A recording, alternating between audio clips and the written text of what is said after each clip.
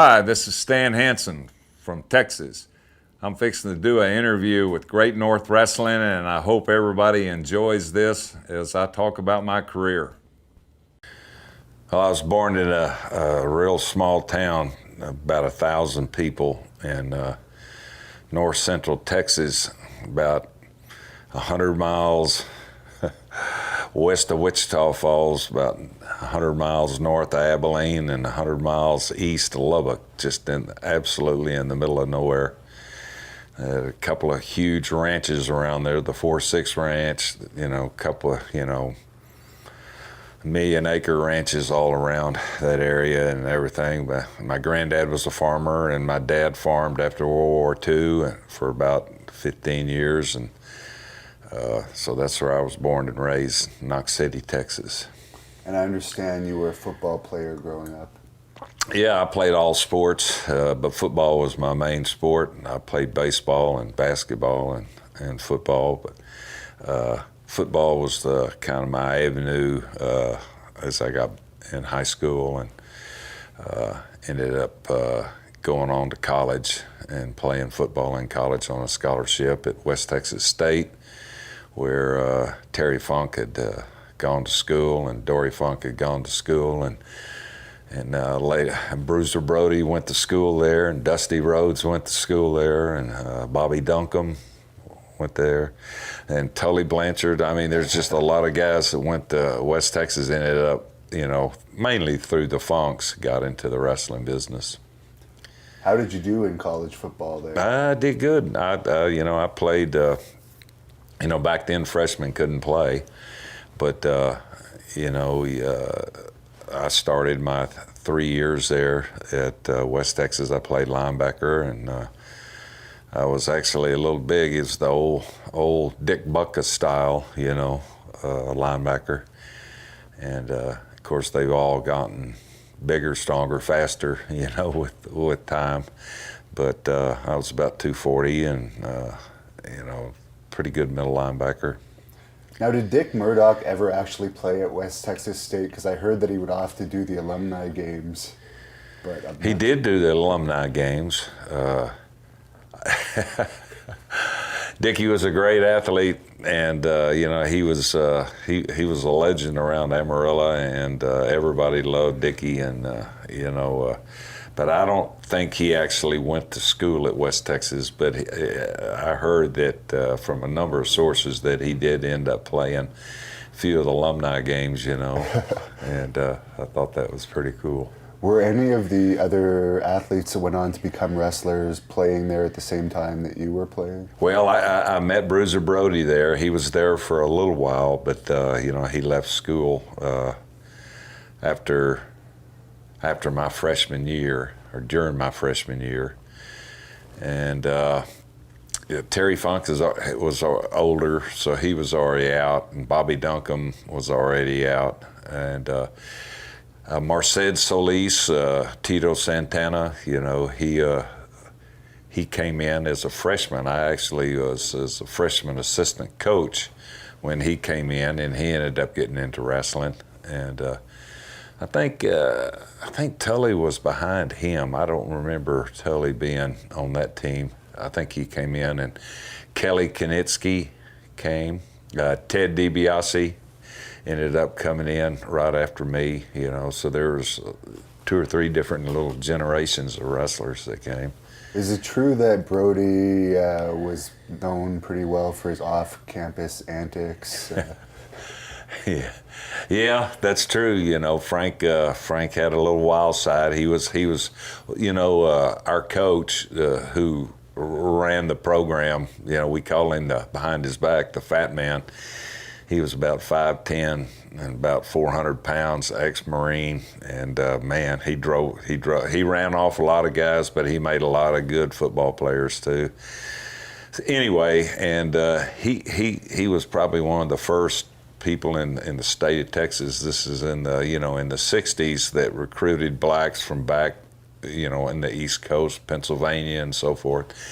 So we had a whole group of like kind of Yankee guys, and Brody came in with Larry Brazon, some guys. I guess they actually Frank played at Iowa State for a year, and then he left there for some reason and came to West Texas. And anyway, there's a lot of kind of Yankee guys, and they had a completely different attitude than most of the the Texas and Southern boys. So anyway, Frank had a different kind of personality, a little big city personality more than country type West Texas, So he kind of maybe rubbed things, a little wild, obviously. And how did you end up getting into professional wrestling out of football? Well, I'd gone up a couple years to Baltimore and got cut really late, and I came back and I finished college and I graduated, and then I signed as a free agent with the San Diego Chargers, and I had a teaching job. They were holding a teaching and coaching job for me in Las Cruces, New Mexico, and it was at the very end of the preseason again, and I finally had they said we got to fill the position because we're starting. So anyway, I'd probably would have been cut at the very last. Maybe it would have been taxied, but anyway, I decided to go on into teaching because I was on the borderline. Pro football and like anything, the talent is so good. The all pros are all pros. I mean, you can just, I tried to block against Ted Hendricks and, Bubba Smith and those guys, they are legitimate, great athletes, just a foot above everybody, Mike Curtis and people like that. And the rest of the football players are all pretty much even. And, if the right place at the right time, somebody that wouldn't make it could make it, but the all pros were really good. And anyway, I realized that, that I wasn't in that, for sure, in that caliber. So it's time to go into teaching. And once I got into teaching, I write about it and told everybody 100 times, but my first paycheck from a teacher was $477 a month. And I looked at it and I said, God, how are you going to raise a family? How are you going to make it, And so anyway, Terry had gotten to know me in college. I used to go to the matches and watch him, and a bunch of us would all go down and happy hour and then go to the matches and have a good time at the wrestling matches. And Terry just kind of noticed me, and I favored Terry. And when I first got there, a couple of the assistant coaches that were my coaches were actually really good friends with Terry. He says, "Guy, you look just like Terry Funk," And of course I knew who he was. I'd heard, knew about wrestling a little bit, not a whole lot, but anyways, through that relationship, Terry and I developed a little bit of not a friendship, but acquaintance and so forth. And after football, he says, if you're ever interested, I never ever thought about it that much, but so that's how it was. I was starving, teaching, and I realized that maybe a chance to get into wrestling and make a little bit of money that I, didn't get to make in pro football. So. And what was the training like? Well, there wasn't no training, There wasn't any training. There was just a lot of great talent in the Amarillo territory, Moose Morawski and Carl Von Steiger. And those are the two guys that really took me under their wing, and taught me a lot of stuff. And of course, Terry and Junior and Dory Sr.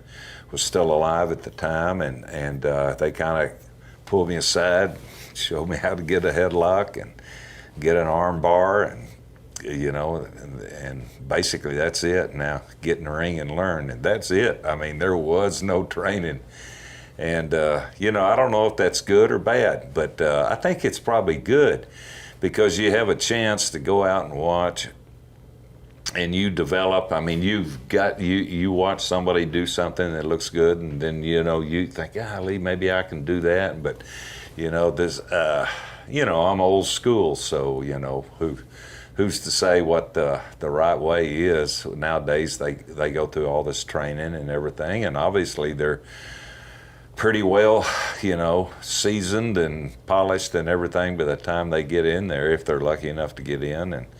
But in our situation in the old days, I mean, you just basically had to learn as you go, and I was really fortunate to have like a lot of guys that were in the main event one night, but they might be on the opening match the next. So I was getting to work with really top talent that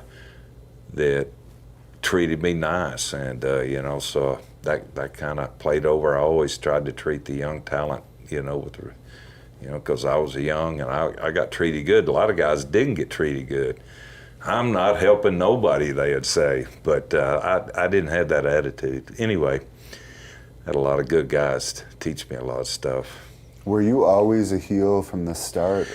No, obviously in the beginning I was probably more, I was booked from West Texas and college kid and young, so I was, babyface first little while, but I was attracted to Terry's heel. I mean, he was a babyface, of course, in the Amarillo territory, but Dick Murdoch too. But I mean, God, there were some great heels, Cyclone Negro and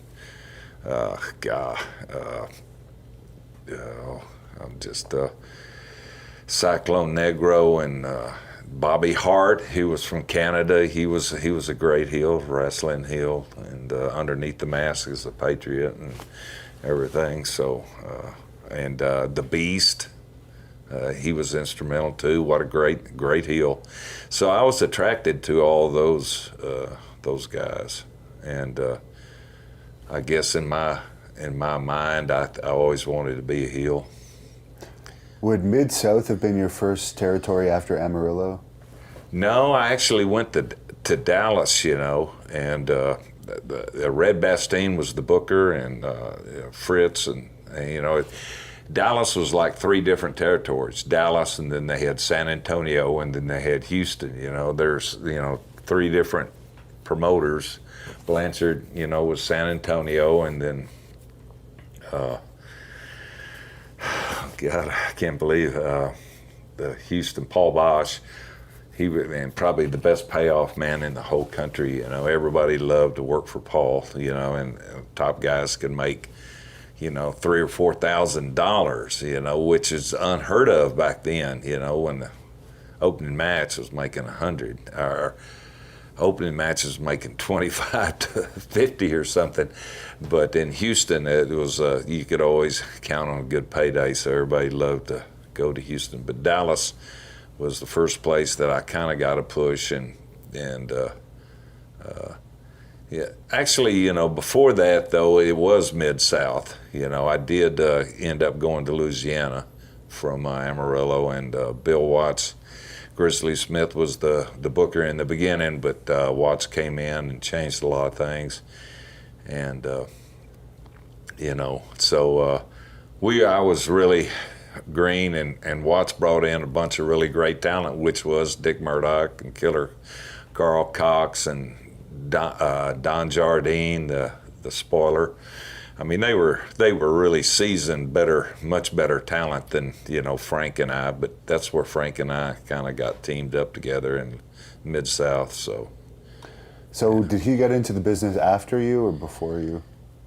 Frank? He got in after me, okay. Actually, a little bit after. He was 3 years older, but he had worked around Texas. After he played. Some semi-pro football there, in San Antonio, and then he was a newspaper sports writer for the Dallas Morning News and a couple of other, which is a big paper, covered high school. I guess he wrote a little article or something, for a little while, and he bulked up. He was in college. He was like, 225, and he was 6'4", and he was on the thin side actually. But when I saw him in Dallas, he was trying to get broke in. He'd bulked up, man. He was like 300 pounds big, and so he was trying to get into the business when I first met him again after college. So was that Bill Watts that put you guys together, or did you guys have that idea on your own? No, it was actually Grizzly Smith. Okay. Before Bill Watts came in there, he kind of put us together, you know, and then we were a tag team, and we could have been the champions, or I think we might have been the tag champions or something there.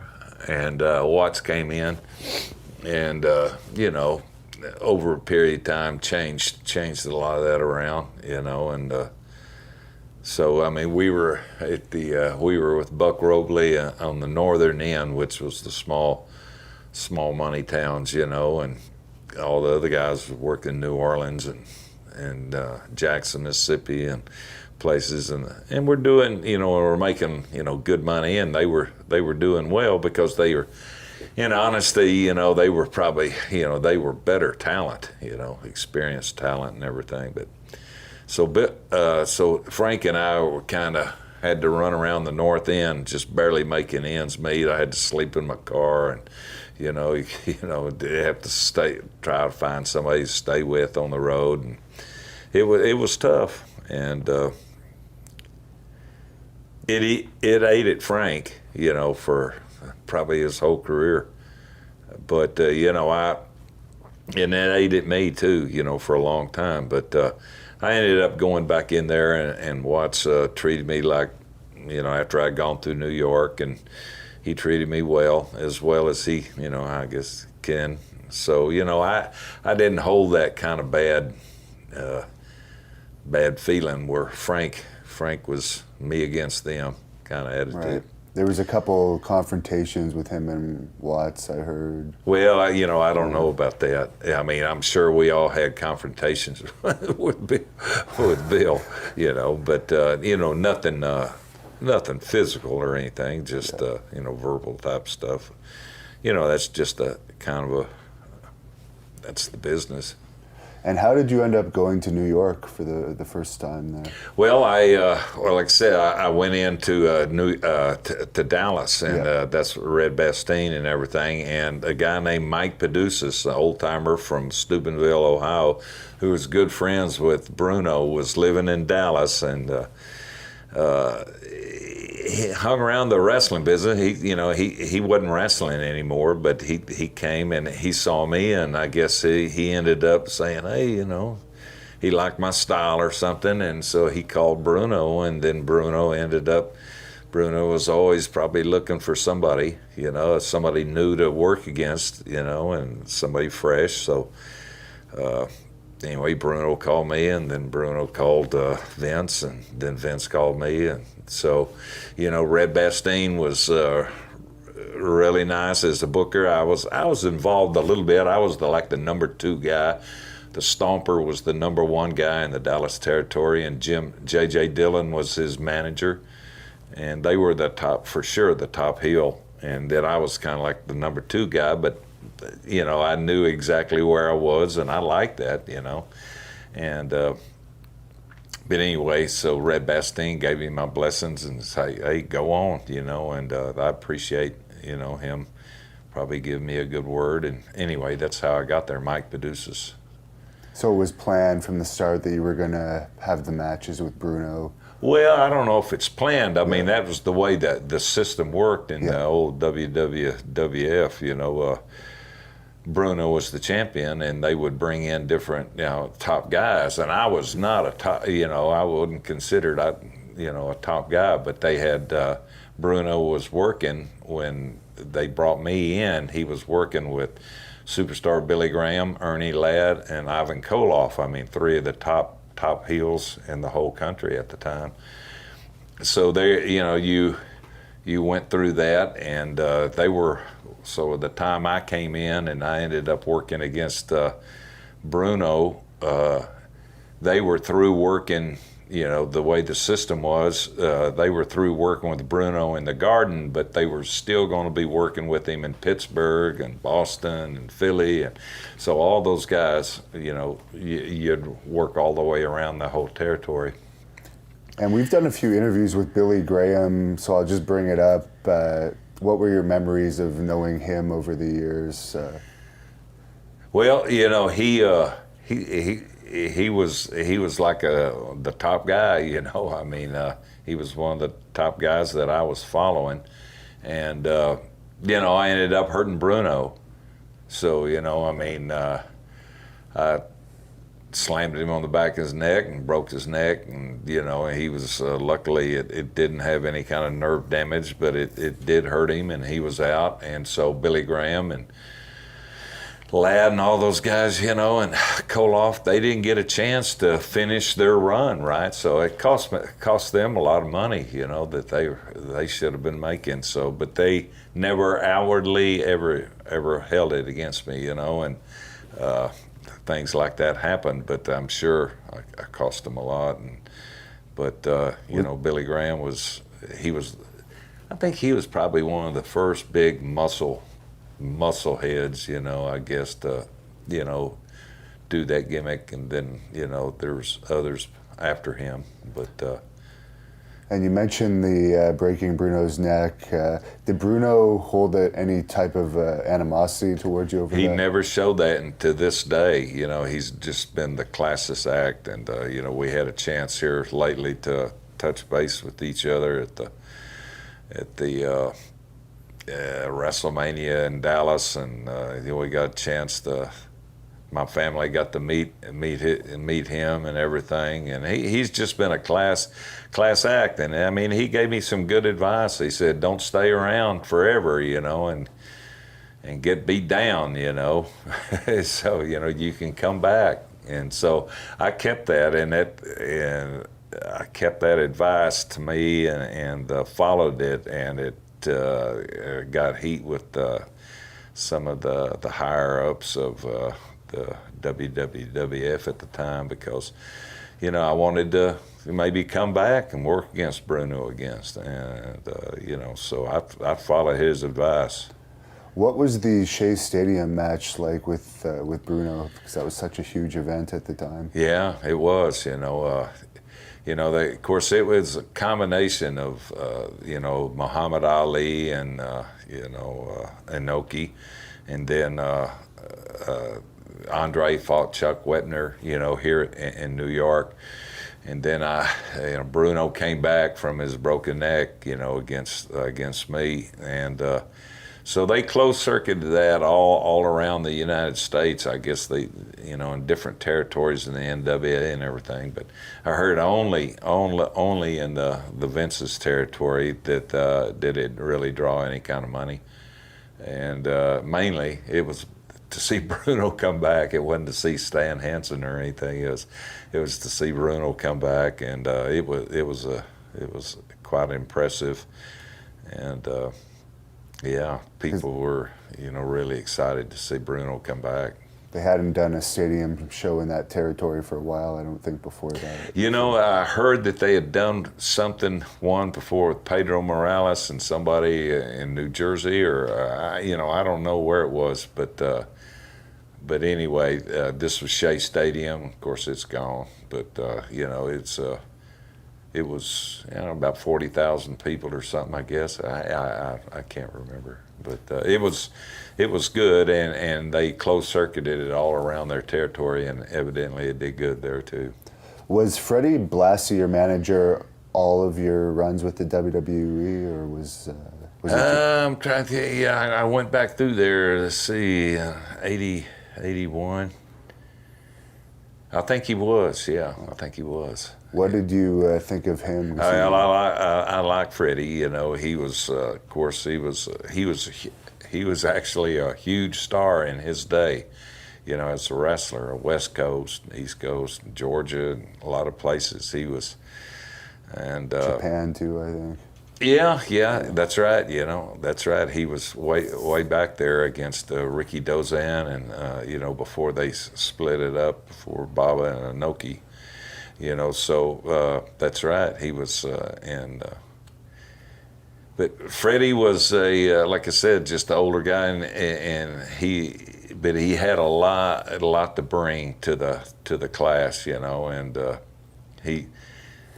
but it was one of those deals, and I decided, and I'm sure a lot of people did, that the manager is important, but the manager is, there just to kind of get the superficial heat on you in the beginning.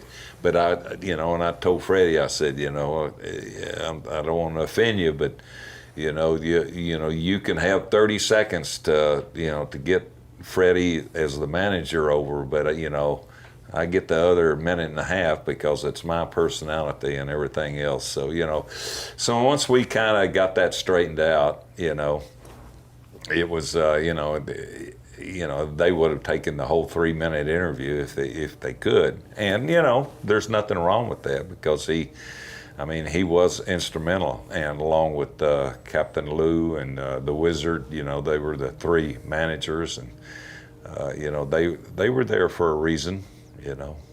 And you feuded with Bob Backlund in your second run a little bit. What are your thoughts on those matches? Well, Bob and I are a completely different style. Bob's more of a wrestler, and a great wrestler, and I've said it here just recently. But as far as athletic, he's the best athlete that I think ever come through the wrestling.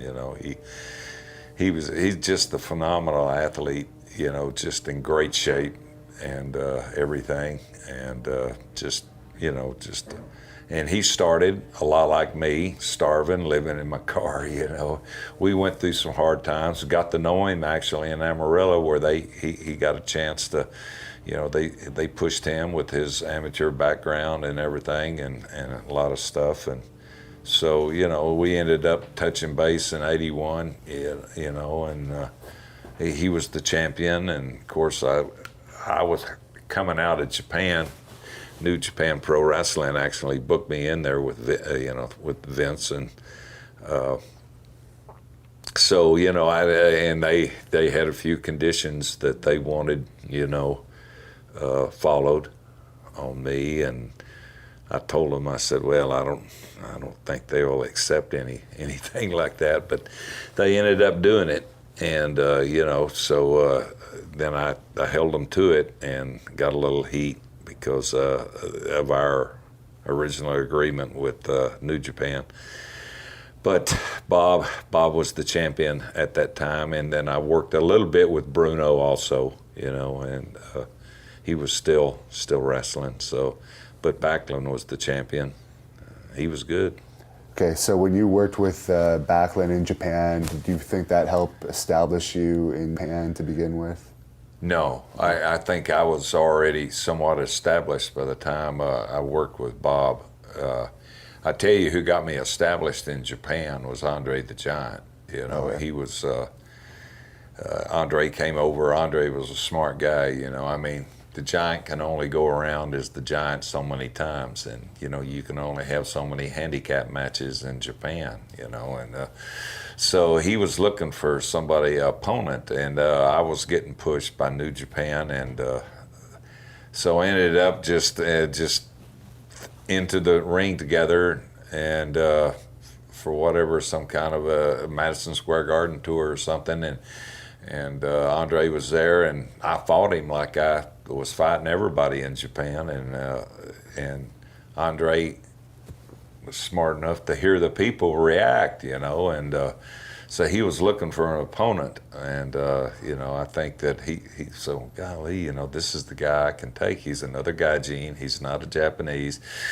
And but anyway, Andre was the one that so he sold for me, and we ended up building up into one of the most classic matches. I guess one of the top matches of all time. I guess in Japan, it's been voted as Andre against I in this big tennis stadium. But I always told Andre that I appreciated him. He really got me over in Japan. The Japanese pushed me too and promoted me the right way. Did you ever have the opportunity to go out drinking with Andre? Yeah, sad to say I did. I did for a little while. I was long gone, long before he gave up. Yeah, he was notorious. Not notorious. He could just drink. He was a big guy, he could drink, and he could drink beer, and I mean, he you know, he lived a good life. Would it have been Terry Funk that brought you to Japan the first time through his connection? Yeah, the Funks did book me the very first time in '75, I think. Yeah, '75, and the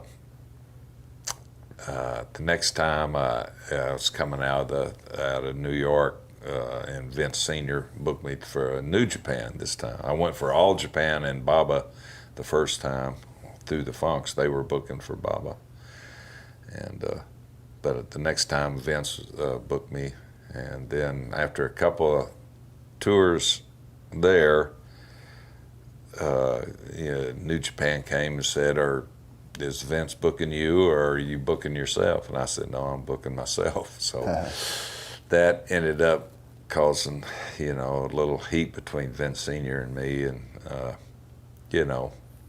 and maybe rightfully so from his point of view. But, I always felt like I wanted to be in control of my, my own career, and try to let my talent take it where it goes. And you teamed with Hulk Hogan in Japan. I did. I ended up, Hogan was coming and a little bit, and we ended up being teamed up and did pretty good together. And Hogan had a few other opportunities, in the States, and ended up going back and becoming one of the top guys ever, I guess. When you were teaming with him, were you surprised on how well he ended up doing, or did you see that when you were teaming? Well, I mean, when you're 6'8" and got a unbelievable body and so forth. I mean, he had a unique look and everything, and the look is at least half of it in it in some ways, and so no, I wasn't surprised. I mean, I'm not surprised that he didn't. He was another guy that, he didn't have it easy getting in either. He had a hard time. I think Matsuda broke his leg and first time, and he kept going. He was living on the beach, and barely able to make it. So good for him. He was a smart guy. And you feuded with Antonio Inoki in New Japan. What were your memories of that? Because he's such a legend there. Yeah, well, he's a great talent. Just like you said, they're the ones that gave me the opportunity to really get over and establish my my career there in Japan. It was New Japan and Inoki, and. But I tell you, Tiger Jet Sane, who was their top heel at the time, and he was the one that influenced me a little bit. I'd been there with the Butcher. I was fortunate the first two times I went with Abdullah the Butcher and saw him and his character and everything. And then next time I saw Tiger Jet Sane, and I said, golly, man, I want to try to develop some kind of style, like these guys. And I was really fortunate, but Inoki gave me that opportunity, and I ended up. They promoted me well, and they actually were instrumental in taking me to New York in '81, and like I'd mentioned earlier, so. Would the Butcher have been one of the highest paid foreigners in Japan? I don't know anything about anybody else's money. That's what I always, I like not knowing anything. I don't want to know. That way it doesn't get into my ego or anything, I made a deal for myself, and, if I'm happy with it, that's all that mattered. And you ended up actually beating Antonio Inoki. I did, I guess they talk about that I'm one of the few that, or the only one or whatever, that actually beat both of them, but Baba and Inoki, but So speaking of Baba, how did you end up making the switch to All Japan?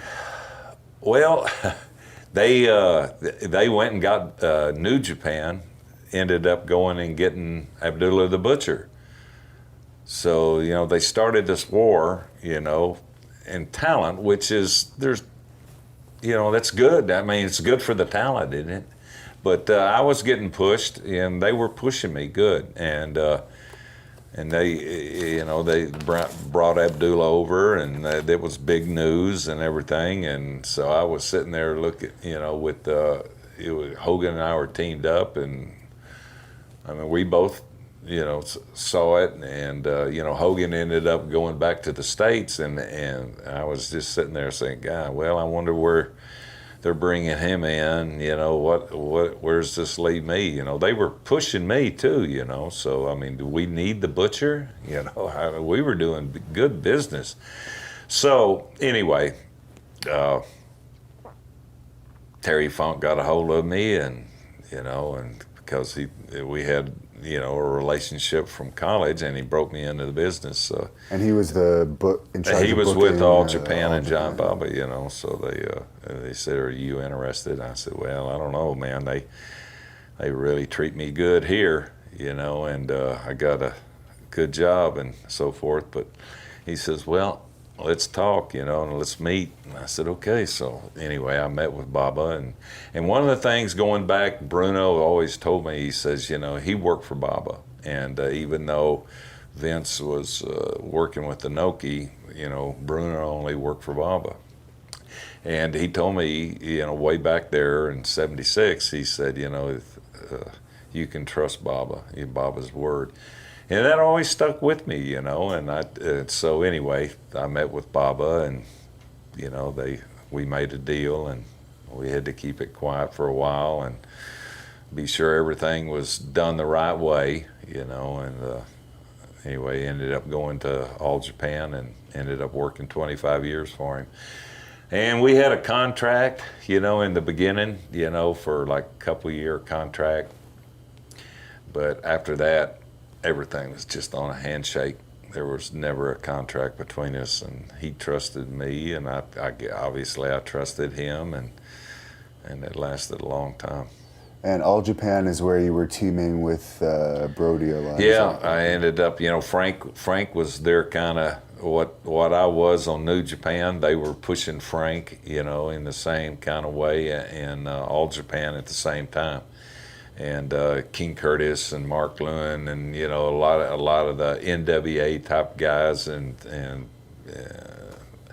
they were through the Funks, and DiBiase was coming, and Dick Slater. I mean, they had some really good American talent, but for whatever the reason, Baba was looking for something. So because Brody and Irish history, back in with Watts and everything, it was kind of a dream team to put Brody and Hansen together, and so that's when it came over. It wasn't so, that was a combination that had a lot of potential. And you had a feud with the Funks there, is that correct? Yeah, the Funks were over, and I say this, but Terry Funk, particularly Terry. Dory was well respected, and the Funk Brothers, of course, was a great tag team, and everybody liked them. But as a babyface, though, there was nobody, no Japanese, nobody over more than Terry. I really believe that. In about '81 and '82, he was over, and so here he was, and I mean he was involved in getting me over, a little bit. But I was strictly, working not through Terry. I've worked, with John Baba face to face, So it wasn't like, they were part of their business over there, and here they were, the older team. I mean, older in the sense they were the more established team. They were a little bit older, but not that much older. So but. When Brody and I got together, there was, just a brand new team, and, the Funks weren't going to just lay down and let Brody and Hansen, and so we had to go out and fight, and, I ended up going, singles against Terry a lot, and, it was real competition. They were trying to hang on to their position, and we were trying to, fight our way up, so There was real competition. Was it a shoot? No, but it was dadgum 95% shoot. You know, there was. I mean, I never hit anybody as hard in my whole life that I hit Terry Funk. You know, that's true, and I'm sure he did the same to me. For fans that might not be aware of the Japanese style of wrestling, can you just explain what the difference is between Japanese and American? Without sounding too, you know, New Japan had a little different, a little faster pace, not less NWA wrestling holes, you know, back, I mean, you know, you get in the hole, work a hole for, you know, 10 minutes and stuff. And that's a great style, and I think it could come back because people just don't see it now. They see nonstop 958 spots, you know, in 10 minutes, you know, and nobody ever registers or anything. Anyway, but that style was the All Japan style, Baba's style. Our success was the way Jet Sane did it, and myself, and, you know, established this hell bent for leather, just keep on going, you know, just, I mean, and it took gas. It takes a lot in good shape, you know, I mean, and I was fortunate to have good legs and good shape, and I could go. And I mean, I wasn't stronger than very many people, but I could just keep going. And that kind of style became the Japan style. So when Baba asked me to come over, you know, I said, well, you know, because I knew their style was more the NWA type of style, you know, and I said, well, you know, I don't want to. He says, no, I want your style. So, you know, don't change. We want. So he knew that, you know, that was the direction that All Japan needed to go. And so that's why he hired me. And I think, you know, I took it as, all right, you're going to have to keep up now, you know, and forced all those guys to end up changing the style into what became Japanese style wrestling. But and in Japan, in the beginning, it wasn't that way. If you don't assert yourself in Japan, you'll just get eaten up. Is that pretty much true, especially in your day? Like if you don't actually fight back and try and be dominant, some of those Japanese guys would just take advantage. Yeah, of course. And you know, the Japanese were great. I mean, they all had the ability to go too. You know, they just didn't go because that wasn't the style.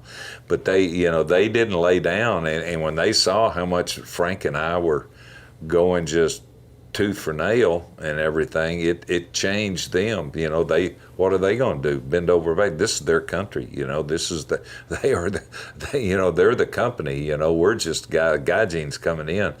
And so, you know, it forced them to fight back, and they did, you know, and that's eventually that just changed the whole wrestling style. And what are your thoughts on Terry Gordy, who was a star in All Japan as well? Yeah, he was the guy that they were grooming to replace me, you know, for sure. And just a great talent, just a great talent, a great guy, just awesome guy. Just loved Terry. He was my partner and he was my opponent. Him and Steve Williams, you know, teamed up, and you know, they were really good. But Terry Gordy was, you know, started when he was 14 or something. You know, I mean, he'd been wrestling, and he was just a great talent. And how did you end up in the AWA for your stint there? Well, how did I? You know, I was working a little, you know, I'm trying to remember what years, all the years run together, but I was working a little bit in the States. Mainly I was going to Japan, but I was still working. I worked in Georgia a little bit for Ole Anderson and Georgia Championship Wrestling, and he would allow me to go back and forth to Japan. Japan came first, I told him, you know, and he accepted that. And in the meantime, I guess he had a relationship with Vern, and he said, you know, does Vern want to, you know, like you to come in there? And so anyway, ended up, Baba and I ended up going up to Vern, to AWA, and we didn't meet together, the three of us, but Baba was there for some reason, and he had a relationship with everybody and everything. So, but anyway, so Vern said, "Yeah, come in, you can still go to Japan," and so forth and so on. And I said, "Okay, that sounds good," because, everybody was signing all these big contracts, and everything, and I didn't have any kind of contract. I just had my contract with Baba, but that was just a handshake deal by then, and everybody was going on, events and all these wars were kind of going on, and here in the States, and it was heating up. Hogan had come back and everything, so anyway, ended up making a kind of a deal to go work for Vern and the AWA, and that's how I got it, as long as I keep going to Japan. And you ended up winning the title from Rick. Yeah, and that's another thing. See, I never dreamed I'd get the belt. I was not a guy that wanted a belt. I wanted to go after the belt. I never even dreamed that I'd get the belt. They'd want me to put the belt on. But Martel and I have a long history. It goes back, to the old Dallas territory, and anyway, he was the champion, and he says, "Yeah, they want me to put the belt on you." And I said, "Yeah, really?" Anyway, so we worked something out, and I got the belt. And then after about a month or 6 weeks, they're just giving me these squash jobs on TV, and there's nothing, they're not, who am I working? I'm going to work against, a few return matches against Martel, but against Nick. They had this, anyway, they just didn't promote, I didn't think they were promoting me. I'd go there and I'd look and it'd be blank, and they'd get some guy, they'd come in just for TV, and they'd put my name. I said, "What are you doing? When are you going to promote? When am I going to, give me Kurt Hennig, give me somebody that I can go out there and go crazy with, and draw some money." And I just felt like, and this is my personal opinion, I just felt like that they basically put it on me to use it as a way to put it just on somebody else, and that's not me. I didn't ask for the belt, but if you're not going to promote me, as the champion and give me an opportunity to go out there, I could have drawn them a lot of money, man. I'm telling you, I could have. If you don't have that kind of confidence in yourself, then why are you in the business? But anyway, it didn't work out, and then all of a sudden, they just just come some kind of surprise deal, and I go, "Nah, I'm not." So anyway. Is it true that you were actually in the building the night that they wanted you to drop it? Yeah, I was in the building. I was face to face, And it just didn't make sense. No, it just hurt you in Japan, I guess. You hadn't promoted me. You never mind Japan. I think Baba was. I was really involved in his business, but he never gave me direction. As far as the American part, he just figured I'd do the right thing. And anyway, so yeah, it was a confrontation. And is it true you actually ran over the belt before you returned it, or was that just a rumor? Belt got beat up. That's all I got to say. And it was beat up before I got it, but it was beat up a little bit more when he got back. And you were at All Japan, but they let you go back to New Japan for that famous match with Vader. What was behind that deal, and just your thoughts on that insane match? That's probably one of your most famous matches. Yeah, Leon. I knew Leon in the AWA. He was just breaking in, and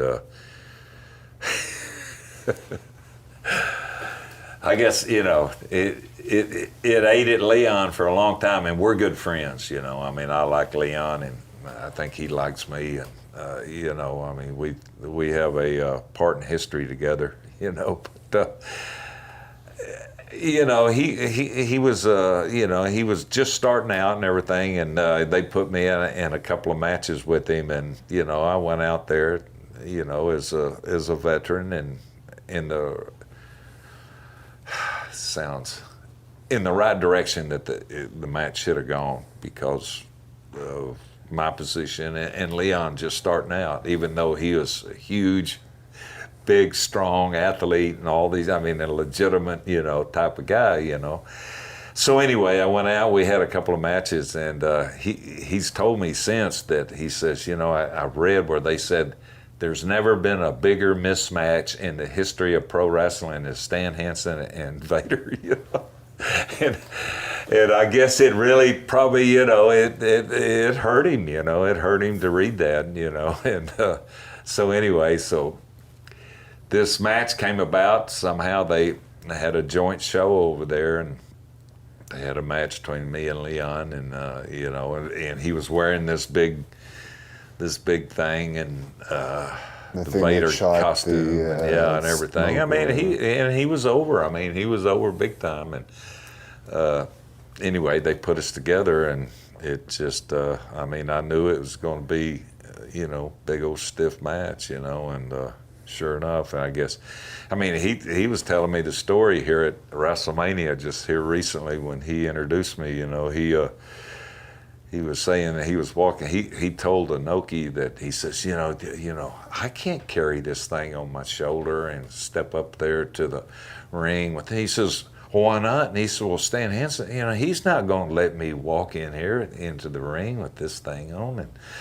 And so he says, well, you know, I'm paying you to wear it or whatever. So anyway, sure enough, as he's coming up, I charge over, and I don't remember, you know, per se, but he was telling me, he says, you know, you hit the thing came back, broke my nose right off the bat. He said, you know, the thing hit me in the face and it broke my nose, and guy set it down. Anyway, he come in, so now he's seeing red, right? Anyway, we just pounded the dog out of each other, you know, and it was, you know, and I ended up, you know, I guess it hit him in the eye, and, you know, and then he had this mask on too, and he pulled the mask off, and I, you know, I couldn't see, I could see his eye was, but, you know, I couldn't tell because I can't see past here, you know, and, but anyway, so that's how it was. But, so you just were protecting yourself. He was being well, really yeah. I mean, he was pounding on me, and actually, you know, Mike Tyson fought Buster Douglas the next day. Yeah. And so, you know, in the dressing room, or, you know, sometime after, you know, Leon said, are you going to the fight? And I said, no, I'm not going to the fight. And he says, shoot, there won't be any punches thrown harder tomorrow night than were thrown in that match tonight. I'm going home. And you guys outdrew them too, didn't you? Huh? Didn't you guys outdraw the Mike Tyson fight? You know, I don't know. You know, I don't know. I don't know that. And you ended up being the No Holds Barred movie. How did that happen? Well, I mean, I guess they had a part there, and you know, it was Vince's and Hogan's movie, you know, and they asked if I wanted to be in that, you know, have a part in the movie. Yeah, I'd never done a movie. I was really happy to do, you know, it was fun, you know, and you know, had a couple of, I guess, classic line everybody talks about is, you know, is the line that I give in the bathroom or something, you know, I grab these two guys, you know, but, you know, it was a lot of fun. I wish I'd pursued that a little bit more now, you know, at an older age. I think I could have done some characters in movies, but that was actually I liked that movie a lot, actually. And you did a great job in it. And was there any talk? Well, Hogan too, you know. Yeah. I mean, it was a good movie. I mean, you know, it was. I always tell this story. We went to the matinee theater. I took all my family. My little daughter was about 10, or I don't know, maybe a little older, 12 years old, and we're watching the scene, you know. And I'm the bad guy, right? Until the real bad guy comes out. Zeus comes out, and he ends up, you know, ripping the hair out of my head and all this other stuff, you know. and we're the about 5 people with me, and we're the only people in the movie theater, you know. And when Zeus does this, my daughter jumps up in my lap, starts saying, "It's okay, Daddy, it's okay." I never forget that my whole life. That's what I remember about the movie. Was there any talk of you joining WWE around that time, since you already knew Hogan and you were? You know, there was a time when, but I just made a verbal deal to go in for part-time, you know, in and out for Ole and the WCW. Okay. And I mean, like a week before, and then all of a sudden I do get a call, and you know, they said, "Yeah, I'd like to come in. You can do this," and you know. And I said, "Golly, man, I made a handshake deal with you know, and I can't do it." So anyway, missed it. And but after the match with Hogan, and later on in Japan, the summit you had, it was called the Wrestling Summit or something, that match. I don't know. Yeah. Anyway, I wasn't even supposed to be on the card. Okay. You know, it was Terry Gordy was supposed to be against Hulk Hogan, and some joint deal again. And anyway, at that time, Vince said, "If you're ever ready to give up Japan," this is Vince Jr., yeah. and you know, give me a call and come in, you know. But I never ended up giving up Japan. So for your WCW run, it was Ole Anderson that brought you in? Yeah. You knew him from Georgia Championship Wrestling? Yeah, Ole was the main guy. I mean, there were some other suits, you know, people from the TV part, and I guess there was somebody else ahead of Ole too. I don't, you know, but I don't even know what it was, but it was. How did you? It was a good deal because the only time I ever got a guarantee in the United States, and I was able to, you know, do that and still go to Japan. How did you like working with Lex Luger? You know what? I mean, everybody. I have nothing bad to say about Lex Luger at all. He was really professional, and you know, he said, "Tell me what." I mean, I did end up spitting tobacco on his chest, but and all that stuff. But that was all in character, you know. That wasn't because I disliked Lex Luger or anything, or disrespected him or anything.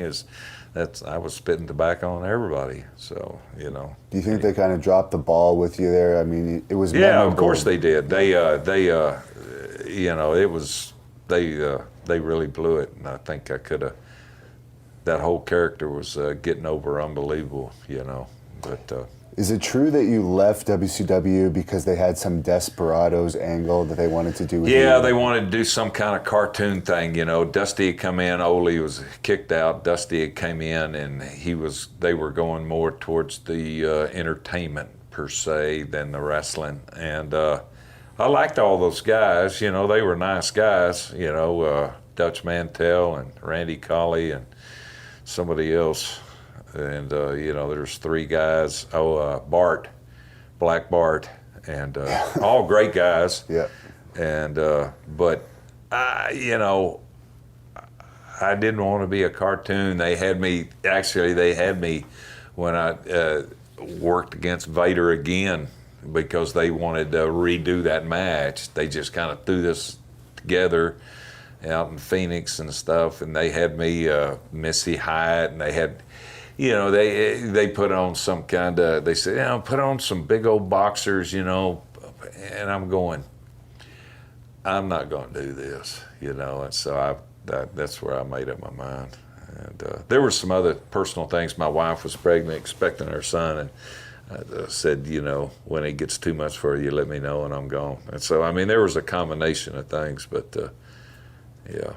What did you think of Dusty as a booker? From your experience? Well, I didn't work with Dusty from a booker. I worked against Dusty, you know, and you know, he was a little hard to work with, you know, because he's Dusty's Dusty, and he was a unique character, and he worked his style, and he was extremely successful in promoting his style and everything. And he was, at one time, I mean, he was probably one of the legitimate guys like Andre that could go around the country and go in sight unseen, you know, and wrestle against somebody and would pop their houses. So, you know, Dusty had a unique talent, you know, and was in a great position.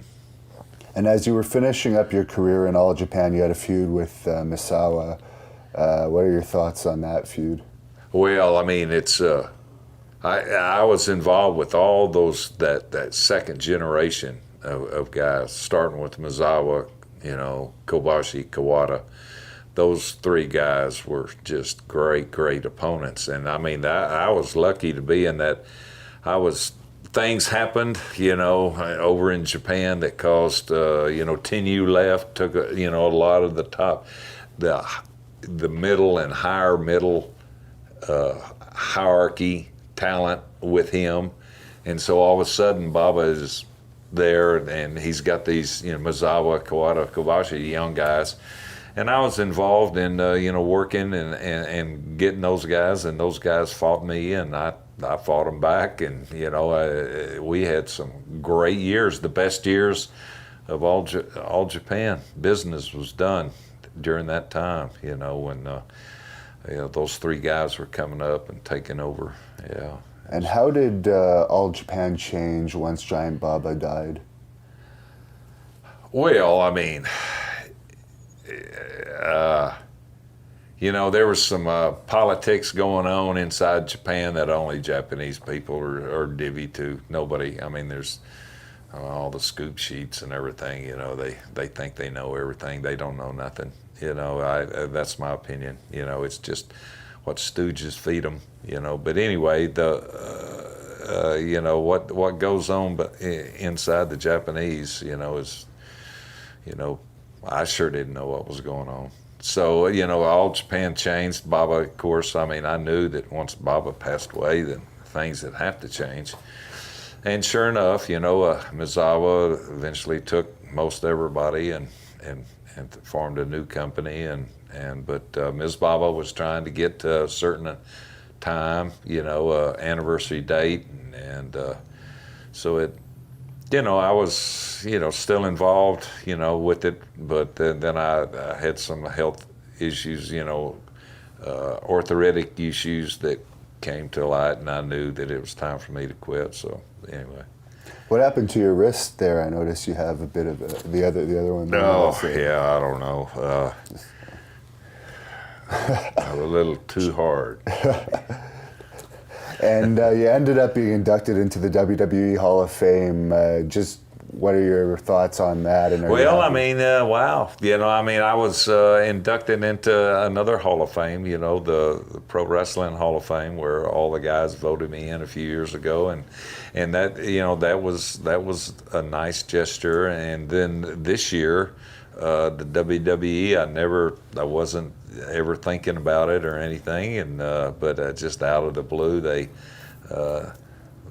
decided to elect me, and man, what a great experience. The WrestleMania in Dallas, and they treated me and my whole family just super nice, and it was just you know, it was really great, and I enjoyed it, and seeing everybody, and what a production. I mean, from, you know, not that I'm knocking the Amarillo, but, you know, the production of pro wrestling in, you know, in the early 70s, you know, to what it is today, it's like light years difference, you know, and what a organization the WWE has, obviously, you know. Is there any wrestlers in the WWE today that you like at all, from what you've heard or seen? Yeah, you know,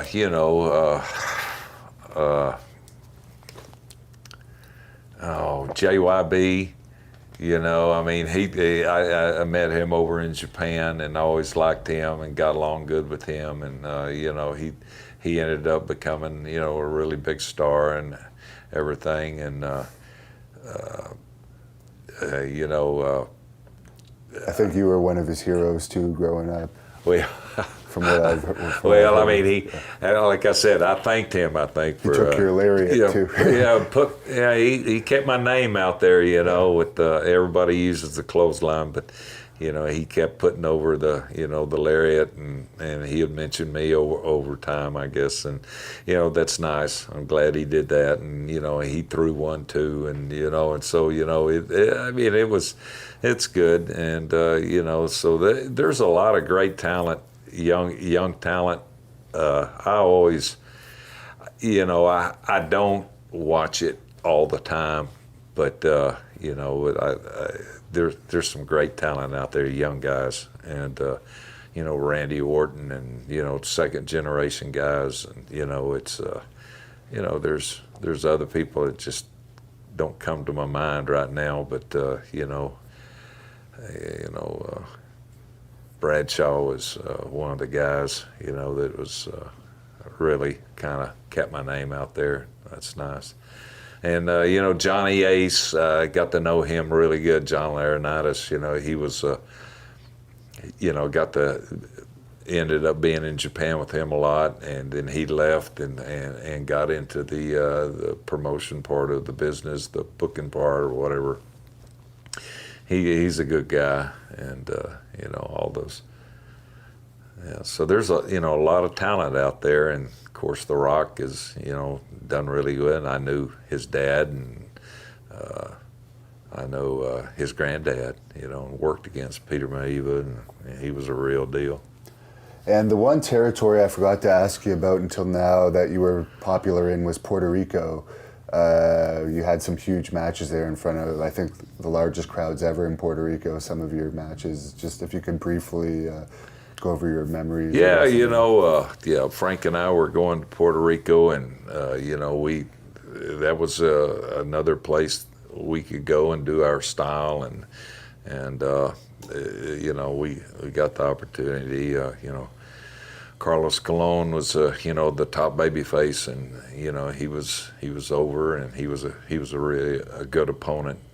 Didn't cry, liked it solid. So, we drew some big money down there. But I'd decided not to go back there, on my own for, and but anyway. Did you ever have any fan attack issues there? Because no, every night. I mean, they're trying to kill you. I mean, they're not trying to hurt you; they're trying to kill you. And so, I mean, it's tough. It's tough. When they're throwing spark plugs from right here to as hard as they can, right at your face. They're trying to kill them. Yeah, that's right. I mean, that's what you had to do almost. You had to fight your way, But anyway, that's part of being the heel. But it's not. Nobody knows that now. There's very few people that have to. Yeah. Speaking of which, the last question I'll ask you is, what do you think about the future of pro wrestling? There's very few places to work right now to actually earn a full-time living in pro wrestling. There's probably only 3 or 4 companies where you could do that in the entire world. What do you think about the future? Does it have a bright future? Do you think it's going to make a comeback, or? I don't know. All I know is I'm considered an old-timer, and I'm glad to be an old-timer. Glad I came up when I did. I missed out on the big money.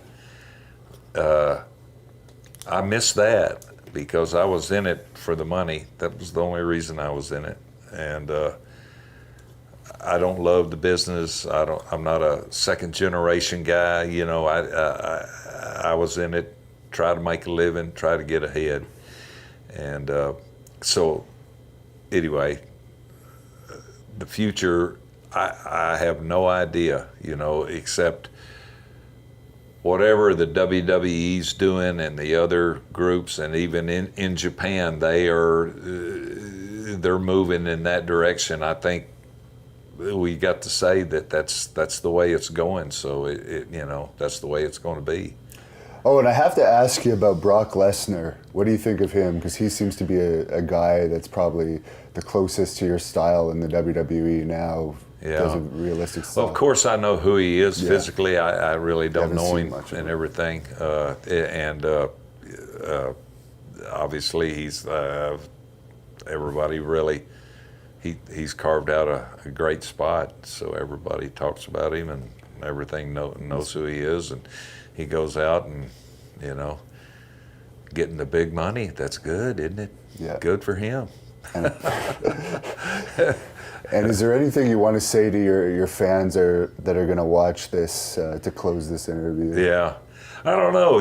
I appreciate anybody that, still remembers me and thinks a little kindly of me. And I always tried to do it the hard way and, make it as real as it can be. And it was real. And there was real competition. And I think you can see that in a lot of my matches. The people I was trying to dominate in the ring, they didn't want me to dominate them. So there's a real amount of competition in there that squeaks through. And again, anybody that remembers me, I appreciate it, and I'm proud to be the old style wrestler. Well, thank you very much. We appreciate you coming on with us. Yeah, thank you. It's always good. It's always good. Now, it's when you get old, see, it's hard to shut up. You just keep on talking.